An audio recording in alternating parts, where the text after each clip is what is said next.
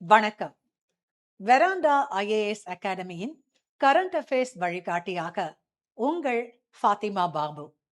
இந்த current affairs வீடியோல வரப்போற 2026 TNPSC குரூப் 1 எக்ஸாம்ல கண்டிப்பா கேட்கறதுக்கு சான்ஸ் இருக்கிற ஒரு டாபிக்கை தான் பார்க்க போறோம். ப்ரிலிம்ஸ்ல யூனிட் 4 பாலிட்டிலையும் மெயின்ஸ்ல ஜிஎஸ் பேப்பர் 2ஓட ஃபர்ஸ்ட் யூனிட்லையும் கவர் ஆகிற சென்டர் ஸ்டேட் ரிலேஷன்ஷிப், மத்திய மாநில உறவுகள் பற்றிய ஒரு கரண்ட் அஃபேர்ஸை தான் இன்னைக்கு நாம கான்டென்ட்டா பார்க்க போறோம். அதிகாரங்கள் மத்திய அரசு மற்றும் மாநில அரசு ஆகியவற்றுக்கு இடையில அரசியல் அமைப்பின் மூலம் பிரிக்கப்பட்ட நிர்வாக முறைதான் கூட்டாட்சி அமைப்பு, அதாவது ஃபெடரலிசம்.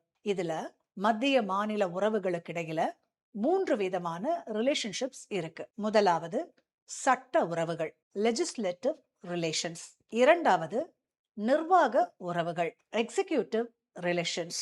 மூன்றாவது நிதி உறவுகள், ஃபினான்ஷியல் ரிலேஷன்ஸ். இந்தியா ஒரு முழுமையான கூட்டாட்சி நாடு இல்லைங்கிறதுனாலையும் வலிமையான மத்திய அரசை கொண்ட குவாசி ஃபெடரல் கண்ட்ரி, பாதி கூட்டாட்சி நாடு அப்படிங்கறதாலையும் மத்திய அரசாங்கத்தோட ஆதிக்கம் இந்த 3 உறவுகளிலும் கண்டிப்பா இருக்கும். இந்த ஆதிக்கம் மாநிலங்களுடைய சுயாட்சி உரிமையை பறிக்கும் செயல்னு அண்ணாதுரை காலகட்டத்திலிருந்து இன்னைக்கு வரைக்கும் பல்வேறு மாநில அரசுகள் எதிர்ப்பு தெரிவிச்சிட்டு வராங்க. ஒரு நாட்டுல மத்திய மாநில அரசின் உறவுகள் நல்ல நிலையில இருந்தாதான் மக்களுக்கான நல்லாட்சியை தர முடியும். அதனால இந்த உறவுகள் தொடர்பா ஆராயறது ரொம்ப முக்கியம். இதுக்காக இந்திய அரசும் தமிழ்நாடு உட்பட பல்வேறு மாநில அரசுகளும் சில கமிட்டிகளை அமைச்சிருக்காங்க. அதுல சில முக்கியமான கமிட்டிகள் மட்டும் நான் இங்க உங்களுக்கு சொல்றேன். அட்மினிஸ்ட்ரேட்டிவ் ரிஃபார்ம்ஸ் கமிஷன் 1966, நிர்வாக சீர்திருத்த ஆணையம் 1966, ராஜமன்னார் கமிட்டி 1969, சர்க்காரியா கமிஷன் 1983, சர்க்காரியா ஆணையம் 1983, புஞ்சி கமிஷன் 2007, புஞ்சி ஆணையம் 2007.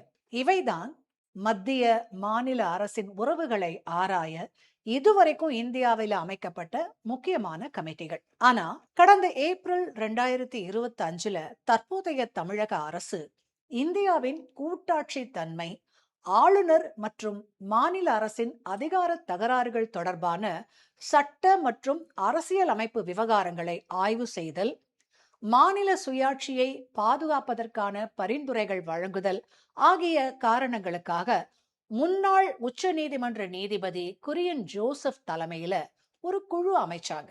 அந்த குழு தன்னுடைய முதல் கட்ட அறிக்கையை பிப்ரவரி 16, 2026 அன்று சமர்ப்பிச்சிருக்காங்க.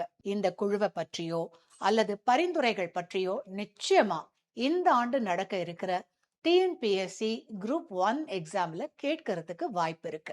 இந்த டாபிக்ல நம்ம ப்ரீவியஸ் இயர் கொஸ்டின் அனலைஸ் பண்ணோம்னா ஏற்கனவே ராஜமன்னார் கமிட்டி, சர்க்காரியா கமிட்டி பத்தியெல்லாம் நிறைய கேள்விகள் கேட்டு இருக்கிறத பார்க்க முடியும். சோ இது ரொம்ப முக்கியமான டாபிக், அதனால நல்லா படிங்க.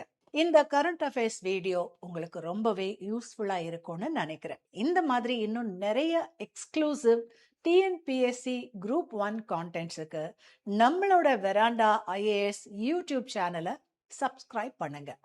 இந்த வீடியோக்கு லைக், காமெண்ட் அண்ட் ஷேர் பண்ணுங்க.